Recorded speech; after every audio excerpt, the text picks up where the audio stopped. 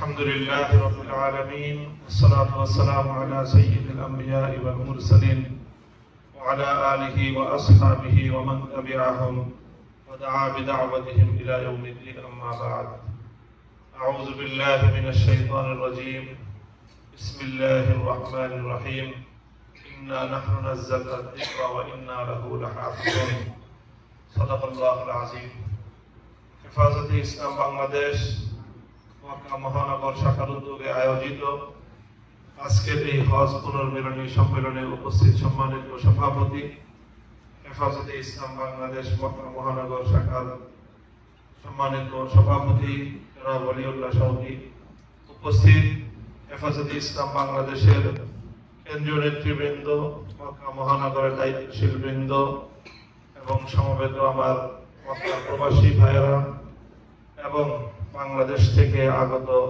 সম্মানিত হাজী সাহেবান, আমরা সর্বপ্রথম আল্লাহ পাক রব্বুল আলামিনের দরবারে শুকরগুজারি আদায় করছি যে মুসলিম বিশ্বের সর্ববৃহৎ এবং সবচেয়ে বরকতময় সম্মেলন, সবচেয়ে পবিত্রতম ভূমি মক্কার মাটিতে অনুষ্ঠিত এই মহান হজকে কেন্দ্র করে এই সমবেত আমাদের যে এই মক্কা নগরীতে মুসলিম জাতির সর্ববৃহৎ সম্মেলন, সেখানে আল্লাহ পাক আমাদেরকে অংশগ্রহণ করার এবং পবিত্র হজ পালন করার তৌফিক দান করেছেন এবং হজ পরবর্তী সময়ে আমরা জাতি, দিন, ধর্ম, মিল্লাতের ফিকির নিয়ে মক্কা মহানগরী শাখার উদ্যোগে আয়োজিত আজকের এই সম্মেলনে পুনর্মিলিত হতে পেরেছি।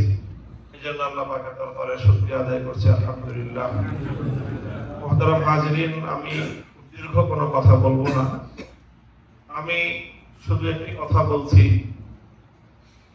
এই যে বর্তমান, বিশেষ করে আমরা যে বাংলাদেশের কথাই বলি, এই যে বাংলাদেশের বর্তমান যে পরিস্থিতি, এই বাংলাদেশের বিগত 2024 সালের 5ই আগস্টের যে সফল অভ্যুত্থান এবং জুলাই বিপ্লব, এটাকে আমরা অনেকেই বাংলাদেশের দ্বিতীয় স্বাধীনতা বলে আখ্যায়িত করছি। এই দ্বিতীয় স্বাধীনতার সময় আগস্ট বিপ্লবে আমাদের যে সকল ছাত্র জনতা মূল নেতৃত্বের প্রত্যক্ষ ভূমিকায় যারা ছিল, তারা বাংলাদেশকে একটি দ্বিতীয় প্রজাতন্ত্র হিসেবে নতুন একটি বাংলাদেশ গঠন করার লক্ষ্য নিয়ে তারা ঘোষণা দিয়েছে এবং তাদের অনেক কথা, অনেক ঘোষণাকেই বাংলাদেশের আলেম সমাজ স্বাগত জানিয়েছে। এই যে আগস্ট বিপ্লব, এই যে দ্বিতীয় স্বাধীনতা, এই স্বাধীনতার মধ্য দিয়ে আগামীর বাংলাদেশ যে নির্মিত হবে, সেই বিনির্মাণের ক্ষেত্রে আলহামদুলিল্লাহ বাংলাদেশের ধর্মপ্রাণ মুসলমানদের মুখপাত্র হিসেবে হেফাজতে ইসলাম বাংলাদেশ গুরুত্বপূর্ণ ভূমিকা পালন করে যাচ্ছে। এই বিষয়টা আমরা প্রত্যেকেই আমাদের উপলব্ধিতে রাখতে হবে। এই গণবিপ্লব, আগস্ট বিপ্লবে একদিনে এই বিপ্লব রচিত হয়নি। দীর্ঘ ত্যাগ, কোরবানি, বহু শাহাদাতের নজরানা, অনেক রক্তের পথ মানিয়েই 2024 সালের 5ই আগস্ট এই বিজয় অর্জিত হয়েছে। এখানে বাংলাদেশের আওয়ামী বিরোধী, ফ্যাসিবাদ বিরোধী প্রতিটি অঙ্গন, প্রতিটি মহল থেকে ত্যাগ এবং কোরবানির নজরানা দিতে হয়েছে। জেল জুলুম সহ গুম, খুন, হত্যাকাণ্ডের শিকার হতে হয়েছে। তবে এই কথা বলতে কোনো দ্বিধা নেই, সর্বপ্রথম এবং সর্ববৃহৎ যে রক্তের নজরানা বাংলাদেশের মাটিতে দিয়েছিল 2013 সালের 5ই মে শাপলা চত্বরে হেফাজত ইসলাম বাংলাদেশ। সেই 13 সালের 5ই মে আওয়ামী লীগ বিরোধী, ভারত বিরোধী, নাস্তিকবাদ বিরোধী বাংলাদেশের নতুন সম্ভাবনার বীজ রোপিত হয়েছিল। দীর্ঘ 10 বছর পর্যন্ত সেটা লালিত হয়েছে, সেটা পালিত হয়েছে। আবার 2021 সালে মোদী বিরোধী আন্দোলনে হেফাজতে ইসলাম বাংলাদেশ ঐতিহাসিক ভূমিকা পালন করেছে। 19 জন তরতাজা প্রাণ হেফাজতের নেতা কর্মীর রক্তের শাহাদাতের নজরানা বাংলাদেশকে দিতে হয়েছে। আর 3 বছর পর্যন্ত 2 থেকে 2,500 হেফাজতে ইসলামের আলেম ওলামা নেতা কর্মীরা কারাগারের অন্ধকার প্রকোষ্ঠে নিক্ষিপ্ত হয়ে দিন গুজরান করেছে, নজিরবিহীন জুলুম নির্যাতনের শিকার হতে হয়েছে। এবং আমাদের তৎকালীন সময়কার দুইজন প্রধান সেনাপতি আমিরে হেফাজতে ইসলাম কায়েদে মিল্লাতে ইসলামিয়া আল্লামা জুনায়েদ বাবুনগরী রহমাতুল্লাহি আলাইহি এবং হেফাজতে ইসলামের সম্মানিত মহাসচিব তৎকালীন আল্লামা নূর হোসেন কাসেমী রহমাতুল্লাহি আলাইহি, যাদের দুজনের ব্যাপারে আমাদের প্রবল ধারণা, প্রামাণ্য ধারণা, তাদের দুজনকে সুপরিকল্পিতভাবে সেই সময়কার ফ্যাসিলিটি সরকার হত্যা করেছে, শহীদ করেছে। অনেক শাহাদাতের রক্ত দিয়েছি আমরা, এবং আল্লাহ মুহাম্মদ শফি রহমাতুল্লাহি আলাইহির যে মৃত্যু, সেই ব্যাপারেও আমার কঠিন এবং খুব আমার শক্তিশালী আশঙ্কা, এবং এর নানা কারণে আমার আশঙ্কা। আল্লাহ মুহাম্মদ শফি রহমাতুল্লাহি আলাইহি যদিও বার্ধক্যের পরে ঢলে পড়েছিলেন, অসুস্থ ছিলেন, কিন্তু তার মৃত্যুর ক্ষেত্রেও সরকারি ষড়যন্ত্রের হাত থাকে না, খুবই স্বাভাবিক। অর্থাৎ এভাবে আমাদের প্রধান নেতৃত্বের মহান 3 পুরুষকে তারা মৃত্যুর উপরে ঠেলে দিয়েছে, ষড়যন্ত্রমূলক ভাবে, স্লো পয়জন হোক, যে কোনো ভাবে তারা হত্যা করেছে মর্মে আমরা আশঙ্কা করি। এইভাবে বহু জায়গার কোরবানির মধ্য দিয়ে হেফাজতে ইসলাম বাংলাদেশ আজ এই পর্যায়ে এসে দাঁড়িয়েছে। কাজেই সর্বপ্রথম কথা হলো এই বাংলাদেশের নতুন বিপ্লবের মধ্যে আগস্ট বিপ্লবের ক্ষেত্রে হেফাজতে ইসলাম বাংলাদেশ অন্যতম স্টেক হোল্ডার। এই বিপ্লবের অন্যতম নায়ক হেফাজতে ইসলাম বাংলাদেশ। সুতরাং আগামী বাংলাদেশ বিনির্মাণের ক্ষেত্রে হেফাজতে ইসলামকে মাইনাস করে নতুন কোন বাংলাদেশের রূপরেখা তৈরি হতে পারে। আমরা সেই অধিকার নিয়ে আলহামদুলিল্লাহ বাংলাদেশে কথা বলছি, কাজ করছি, এবং আমরা আশা করি যে হেফাজতে ইসলামের এই রক্তের সিঁড়ি বেয়ে আগামী বাংলাদেশে ইসলামের ফেরারের নিশানবীর হবে ইনশাআল্লাহ। আমি আপনাদেরকে একটি আশার বাণী শোনাই। আলহামদুলিল্লাহ বিগত মে মাসের 3 তারিখ আপনারা দেখেছেন যে হেফাজতে ইসলাম বাংলাদেশের এক মহা সমাবেশ অনুষ্ঠিত হয়েছে রাজধানী ঢাকার সোহরাওয়ার্দী উদ্যানে।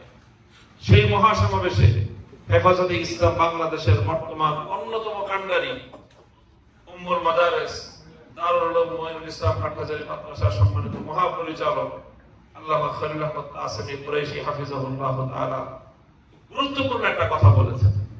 সেই কথা আমি হযরতের পক্ষ থেকে কোট করে, ওনার বক্তব্য কোট করে আমি আপনাদেরকে নকল করে শোনাচ্ছি। তিনি বলেছেন, সেই মহা সমাবেশে লক্ষ জনতার সমুদ্রের উপর দাঁড়িয়ে হেফাজতে ইসলাম বাংলাদেশ অতীতের যে কোনো সময়ের তুলনায় আরো অনেক বেশি সংগঠিত শক্তিশালী।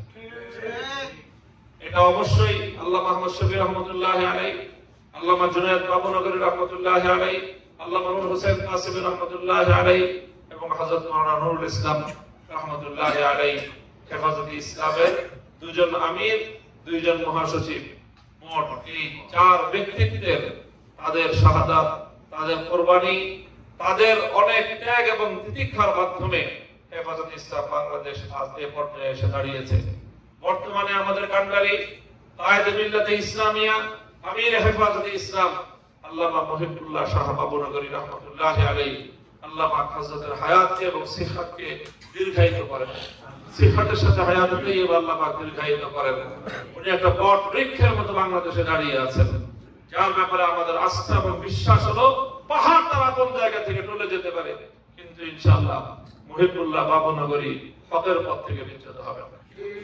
তিনি বাতিলের সামনে মাথা নত করেন নাই। সেই সময়ও তিনি সেই প্রবল দৌর্দণ্ড প্রতাপশালী লেডি ফেরাউনের মুখোমুখি দাঁড়িয়েও তিনি তার সামনে এতটুকু নতি স্বীকার করেন নাই। আলহামদুলিল্লাহ আমরা সেই আমিরের নেতৃত্বে হেফাজতে ইসলাম বাংলাদেশ বর্তমানে তার কার্যক্রম পরিচালনা করছে, এবং হেফাজতের সাংগঠনিক ভিত যেন আরো দৃঢ় এবং মজবুততর হতে পারে।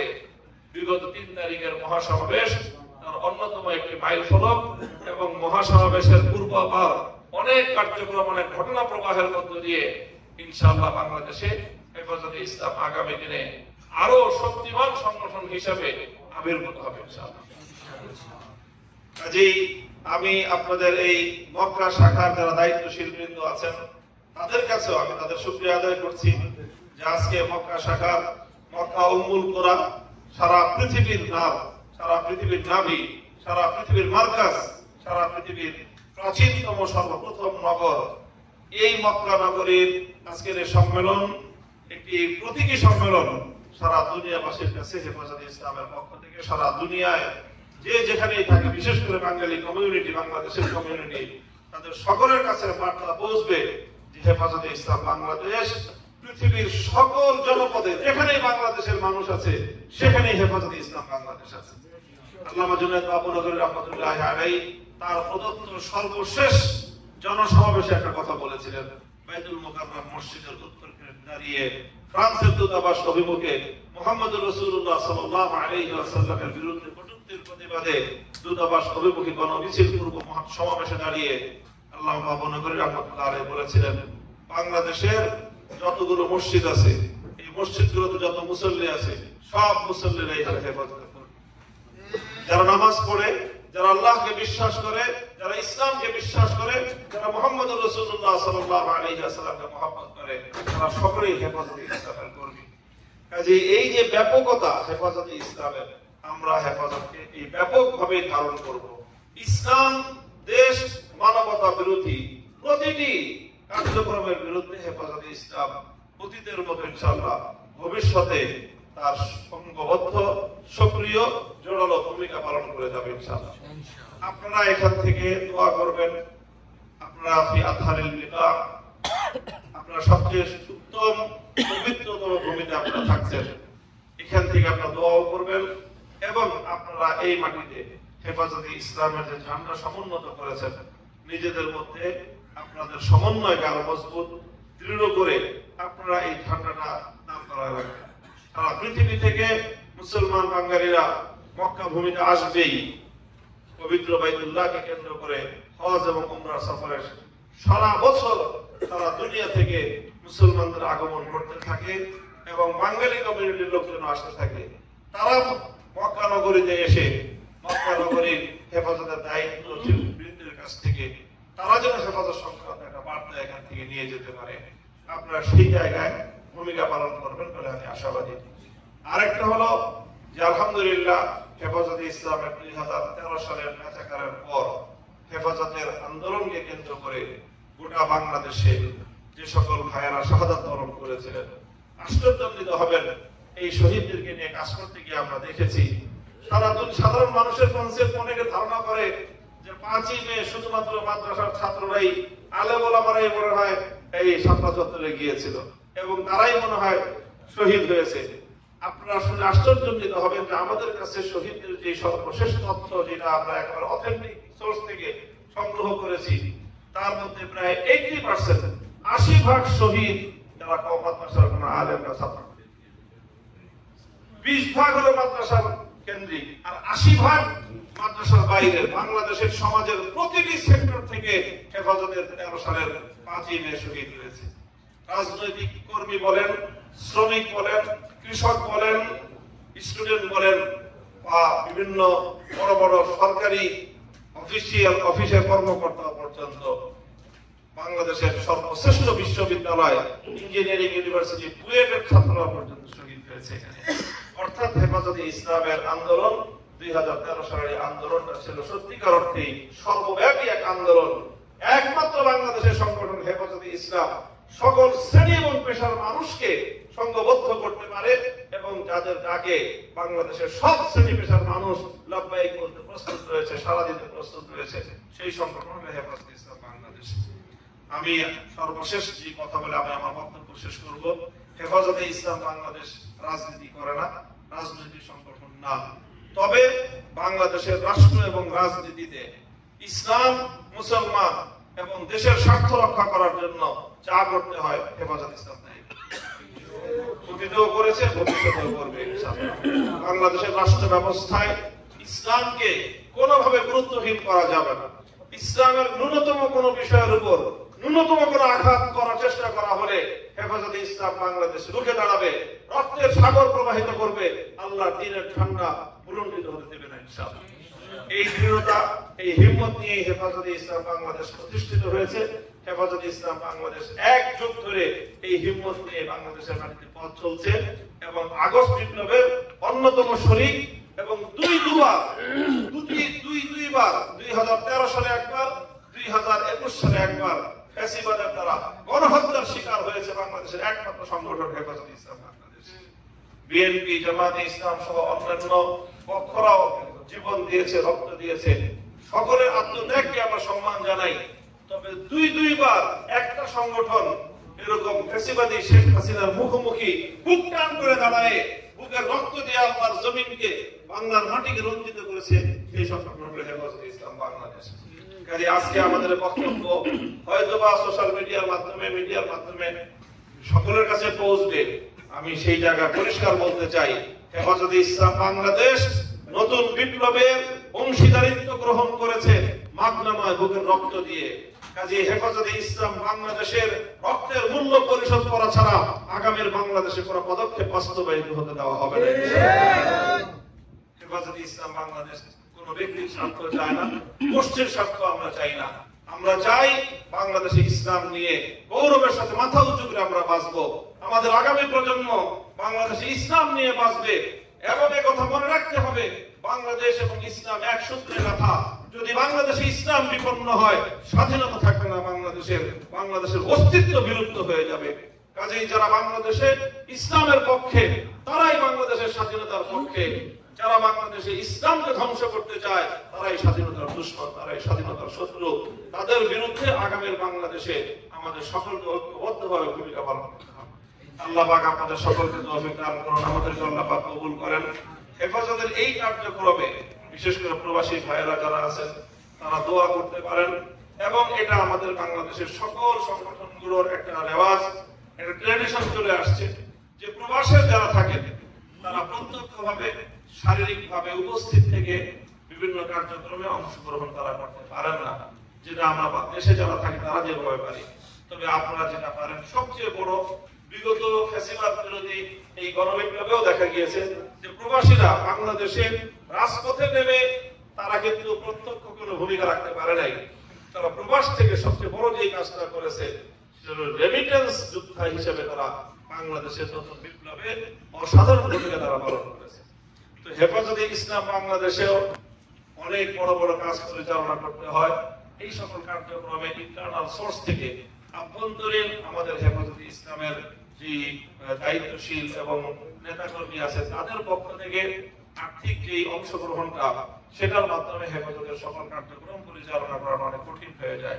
সেই ক্ষেত্রে প্রবাসী যারা, তারা যেহেতু বিদেশি মুদ্রায় অর্থ উপার্জন করেন, বিদেশি মুদ্রায় আপনার তো তাদের আপনাদের